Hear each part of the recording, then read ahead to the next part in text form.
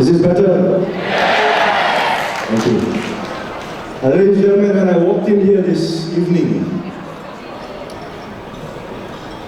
Saudari Teresa Kong said, why are they clapping when you walk in?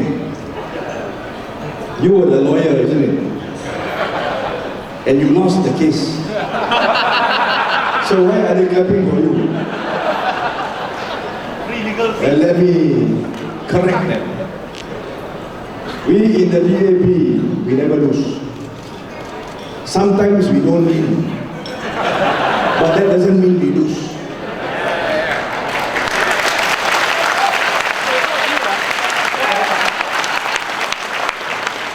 And when we don't win, when we fall, as they say, we normally fight back and we show our opponents that we are not afraid of them. We show our opponents that we can and we will take them on, and one day we will win.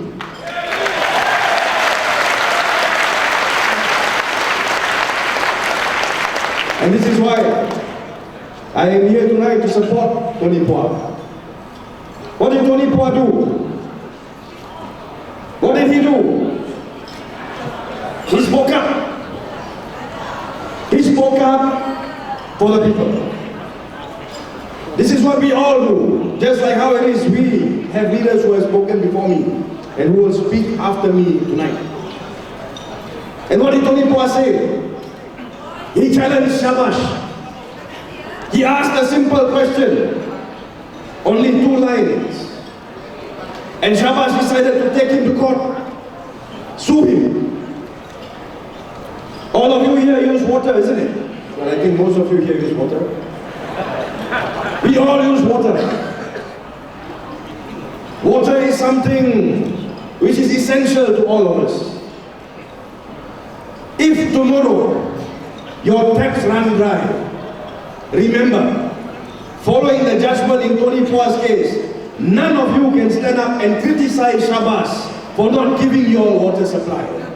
That is the short of the judgment in Tony Phua. And this is the reason why we may have lost the first round. But let me tell you this, and let me tell Tony Phua this, the battle is not over, it is far from over. And we will fight. We have filed an appeal. We will take Syabas on. We will go to the Court of Appeal, and we will ask the judges there to give us justice.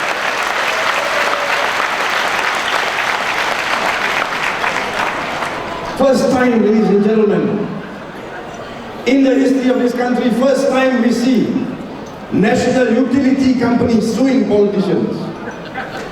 You know, when they told me that Syabas had financial problems, I understood more or less. But I didn't realize that they had to resort to taking people to court for defamation so that they can get 200,000 to help them to solve their financial crisis.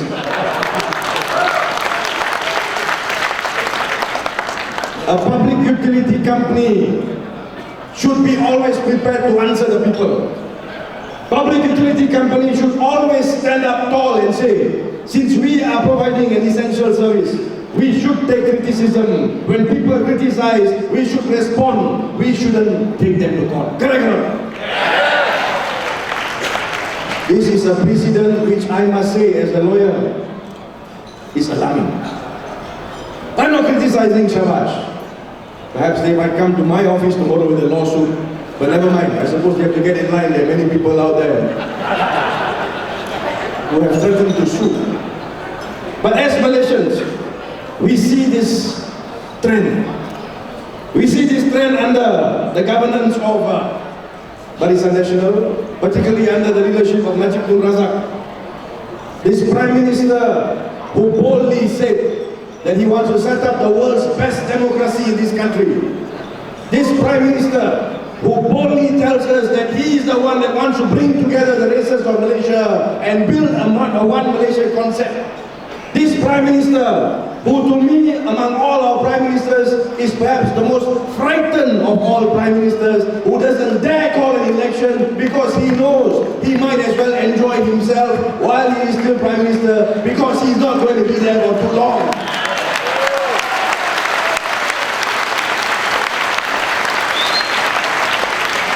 Ladies and gentlemen, before 2008, most of you here asked that very important question. We in the opposition, in the DAP, passed PKR at that time. Opposition lawmakers, yes, we made our mark. I think most of you here would agree that notwithstanding low in numbers, but those members of parliament that we had in parliament, they made a difference. People like Mr. Puchong, people like Mr. Gobind Singh, people like the late Mr. P. Pato, P. David, these are leaders that made a difference. One Aziza at that point of time. But most of them said, the question was this: as opposition lawmakers, you have proven your mettle, but can you govern? This was the question asked. But I think, ladies and gentlemen, in the last 3 years, now coming to 4. In the last 3 to 4 years, we in the opposition, we in Pakatan Rakyat, we have shown that not only can we can govern better than Barisan Nasional, and the time has come for all of us Malaysians to support Pakatan Rakyat so we can see change in this country, which Barisan Nasional has failed to bring to us solutions. Now there are simple questions. If you ask me, what is my portfolio in Parliament? The portfolio that I have gotten, of course, is that which relates to law. Now, ladies and gentlemen, in this country, in fact, perhaps this is the only country in the world, you see almost every day in the news, almost every day there is some group or other which is racially motivated. This group comes out in the open, makes racial comments, creates racial tension, in fact, separates the races so obviously. I and you here know which groups these are. You and I know that. Who are these people? Who are these people? This is Perkasa. Perkasa. Now you have a Prime Minister, Najib Tun Razak. While all this is happening, has Najib Tun Razak even mentioned a word about Perkasa? Has Najib Tun Razak condemned what they do? Has Najib Tun Razak condemned how it is they treated Dato' Ambiga? Has Najib taken action against these people who have actually gone to extreme lengths to separate the races from Malaysia? Has Najib Tun Razak spoken up about how it is a group of people can go to the Chief Minister's house in Penang and create trouble? Where in the world have you seen a group of people going to a Chief Minister's house and conducting his funeral rites? It happened in Penang. It happened in Penang. Ladies and gentlemen, when that happened, Lim Kuan Eng wasn't at home. Who was at home? His family, the wife, the children, young children. Now I want to ask Najib Tun Razak this. Fair enough, if you have a problem with Lim Kuan Eng, let me ask you, as Prime Minister of Malaysia, what is your problem with Lim Kuan Eng's children? Why aren't you defending them? Why isn't action being taken? And to what extent is this going to be allowed? I come back to where I started off earlier. A man who boldly stood up and said, I want to change Malaysia. I want to build the world's greatest democracy. Do you believe that he has done that in the last 3 years? Do the people here believe in what Najib Tun Razak has said? Of course we don't. Look at what happened during birthday. Mr. Puchong asked you earlier, and I'm sure at least 90%, if not all of you who are here tonight, attended birthday. I was there. I went to birthday with my father, Mr. Gobind Singh. He insisted. He said, no, they are there. They are standing up. We must go, we must be with them. So I said, fine, no problem. So we went. So I went there with Mr. Karpal in a wheelchair. I pushed him along the streets.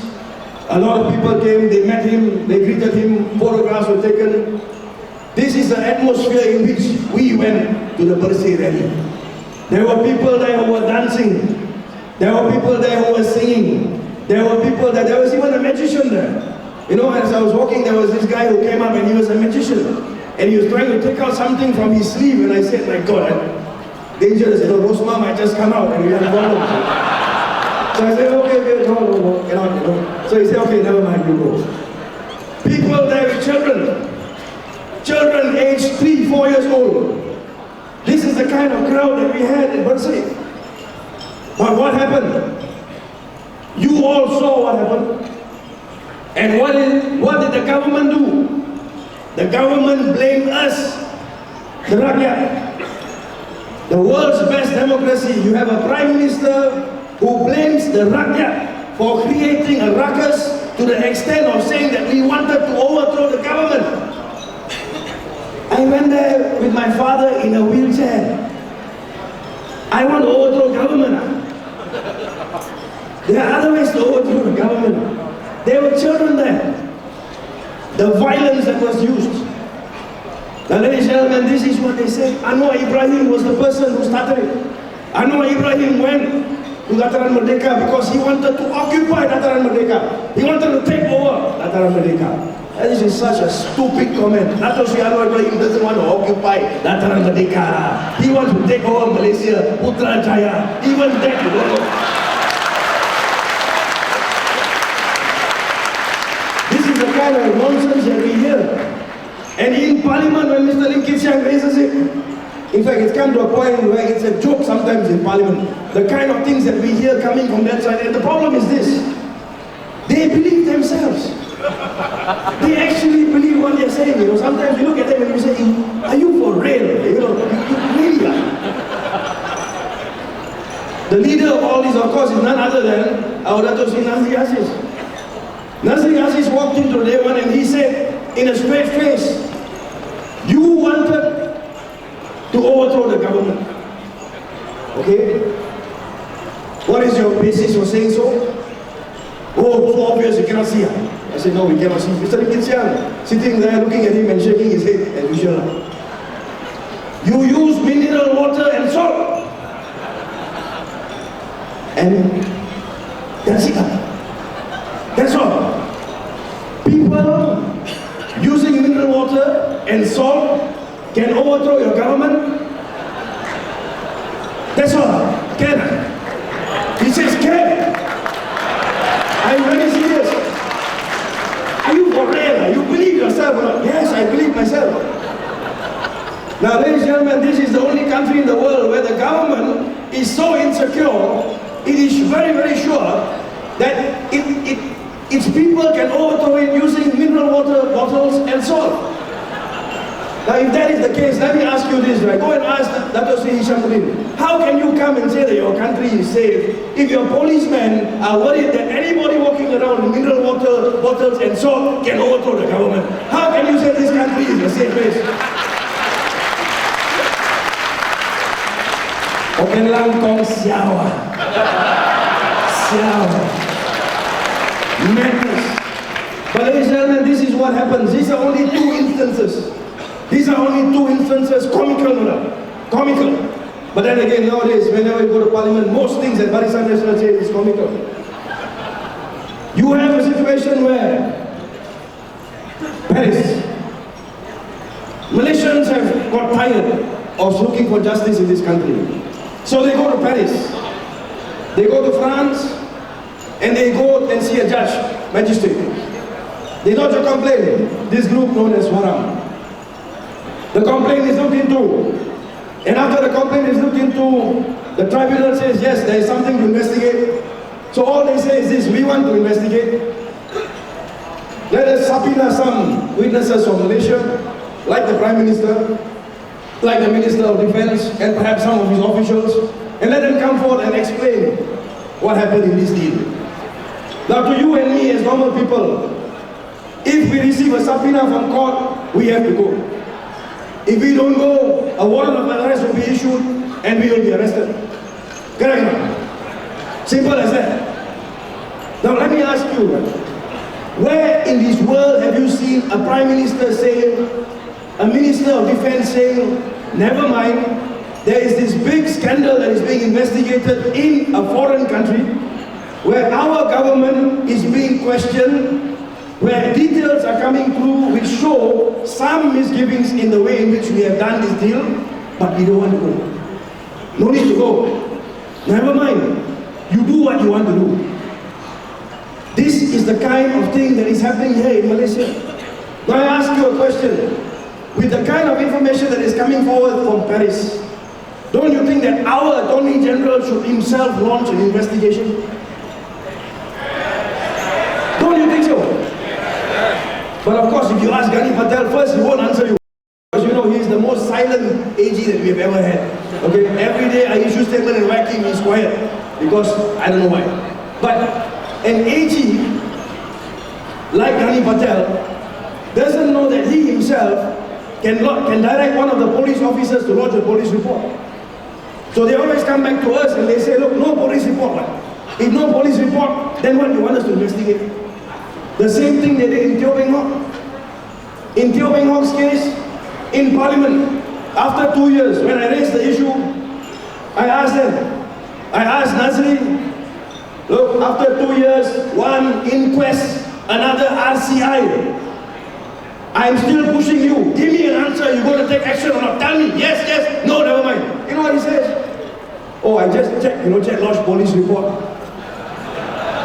We have had an inquest 100 over days, every day, the newspapers, TV. We have a royal commission of inquiry, and you are waiting for a police report. Madness. And the best part is, while this is all going on, the MP for Klang stands up and says, I lodged a report 2 weeks ago. What's wrong with you? Correct, Charles. So this is again the kind of nonsensical things that we hear in Parliament. It has come to a point where there is no more logic in what it is they are saying. I mean, those days we had Bong Mokta. In Bong Mokta, you understand that. Even I know. Okay. You know that. No need to talk. Okay. I mean, we can understand. I mean, we sympathize with him. Yeah, we feel sorry for him. So, no need to catch out him. Yeah? But you see things in Parliament now coming from people who are supposed to be from Oxford. Not Tony, huh? The other side. You see things from people who claim to be a minister in the Prime Minister's department. You see their MPs standing up in Parliament and saying, let's hang Ambiga. This is what they are saying in Parliament. And there's no remorse, until there's public outrage, there's public outcry, only then they say, okay, kita tarik balik. Didn't mean it that way. I ask you a question, then how else did you mean it? But this is what is happening in Parliament. And this is the reason why, ladies and gentlemen, we have people, the likes of Tony Pua. Every single day you see him not giving up, pushing up the pressure, keeping up the attack, everybody,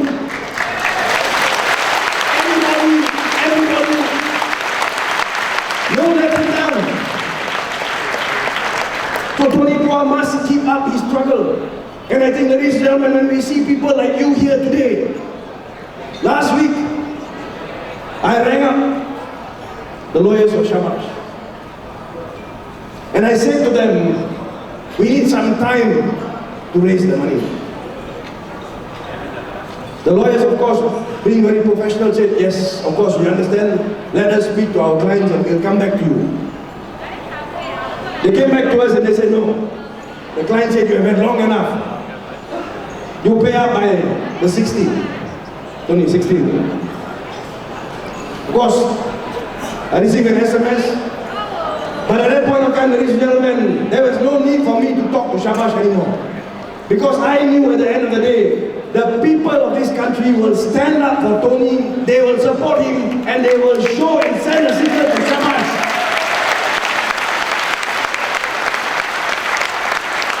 It is not about the money. It is about the principle. It is about the fight. And ladies and gentlemen, coming back to where I left off earlier. After 3 years, Pakatan Rakyat in power in 4 states. We have seen how it is. Penang, under the governance of Chief Minister Penang being recognized by Transparency International as the best run or best governed state in the whole of Malaysia.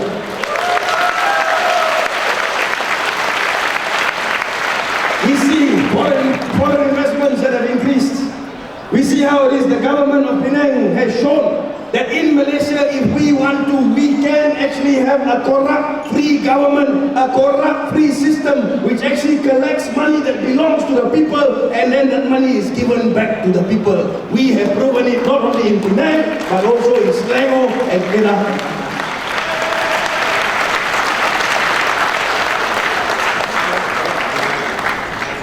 3 weeks ago, there was a headline news. What happened? There was a MCA deputy minister, very young. And of course the MCA newspaper carried the headlines. They are going to expose a $1 billion scandal in Selangor. So I rang up Tony Puang and I said to him, and this is, I'll be open about it. In Pakatan Rakyat, let me remind and let me say it here, and let me remind all of you again, don't worry about Barisan Nasional. In Pakatan Rakyat, if you can show us something is wrong, we ourselves will take action against those people who have done wrong, and we ourselves will correct it. We don't need unknown to tell us what to do. So I called Tony Puang and he couldn't stop laughing, so I said, can you please stop laughing and tell me what is going on? And he said to me, in short, he said this, he said, Gobind, 2 minus 1 is 3. 2 minus 1 is 3. I said to him, what's wrong with you? Are you okay? He said, no. You come for a press conference, I'll explain to you. Now we went for the press conference, and in the press conference, I think all of you here are following. Yeah? Simple issue lah. You hutang me 370 million, I take $700 million of your property. Who hutang? Who hutang? You hutang me 370 million, I take 700 million of your property. Does that make it a $1 billion scandal? That's a $1 billion scandal. And these are people who are running this country, deputy minister. So the next day after Tony Puang's press conference, it reduced from 1 billion to 42 million. I said, overnight you can reduce so much, I think something is not right with you lah. But the point that I make is this. In Pakatan Rakyat, when we are thrown a challenge, when they come up to us and they give us figures and they say something is wrong, we listen. We listen. When they throw us a challenge, we look into it and we respond, which is what Tony Puang did. Now I want to ask MCA this. MCA is calling. They are calling for Royal Commission of Inquiry. They are calling for white paper. They are calling for all sorts of things. We have no problem with that. Nancy Khalid is coming later. I as MP for Puchong, I will say to you this. Give them what they want. We are a transparent government. We have nothing to fear. Whether it's RCI, whether it's white paper, give. No issue. We have nothing to hide. But now I ask MCA this. Now that you have thrown us a challenge and we have responded, now let me ask you to explain to me what happened to the $14 billion PKF said. Where is that money? Huh? Where is that money? Is Chua Ti-Yong prepared tomorrow to come and have a press conference and tell us exactly what happened? What about the Scorpion deal where 4 billion went missing? What about the Tajuddin Mas deal, the recent court case that was settled? What about all the allegations that we in the opposition make against them? Have they ever come to the table and said, look, this is how it is, we will respond to you and we are prepared, open debate, come, we give you documents, come, white paper, you want RCI, whatever you want, come. Do you see this happening in Barisan Nasional? Of course not, because don't know what to say, don't know, no answer. But this again shows you the kind of governance that we in Pakatan Rakyat want. This is only the beginning, ladies and gentlemen. We've only been in government for 4 years. And in 4 years, simple, if there was a debt that was going to the Selangor State government, 370 million, Now MCA is talking about why it is we had to solve the problem in this way. But let me tell you this.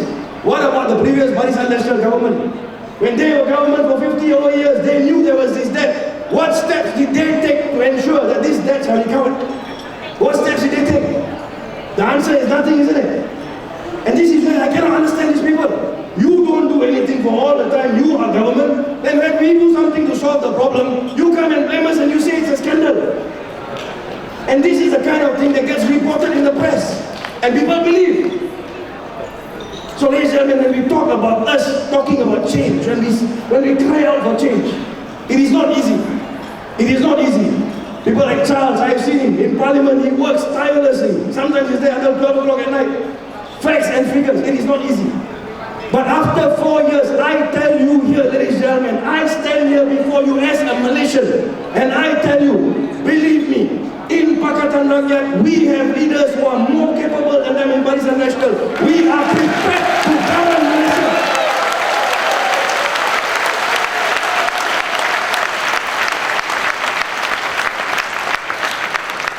And knowing that this is the time, and knowing the facts and the figures. When Barisan Nasional looks at us nowadays, what do they do? Apart from this miserly $1 billion scandal thing, what other allegations do they throw at us? Do you see allegations of corruption among our members of parliament, our state assemblymen? But what do you read in the press, ladies and gentlemen? Today I read something about another sodomy scandal. Oh, I know Ibrahim, sudah lah. Berapa kali mau macam? Malu tahu, mau cakap pun susah kadang-kadang. But we are not afraid. We are used to this nonsense. Look at the kind of allegations that they're making against Lim Kuan Yin. Allegations, you read the Star newspaper, you see photographs of him, his wife and another woman. And they say, prove it. Prove you didn't have an affair. How to prove I didn't have an affair? Okay, lang kong xiao. You know, xiao.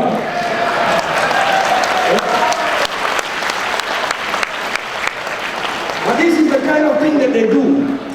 And ladies and gentlemen, we must expect more of this. They have now leveled new charges, fresh charges against Dato' Sri Ibrahim, Dato' Sri Anwar. I expect that there will be more cases that will come forward.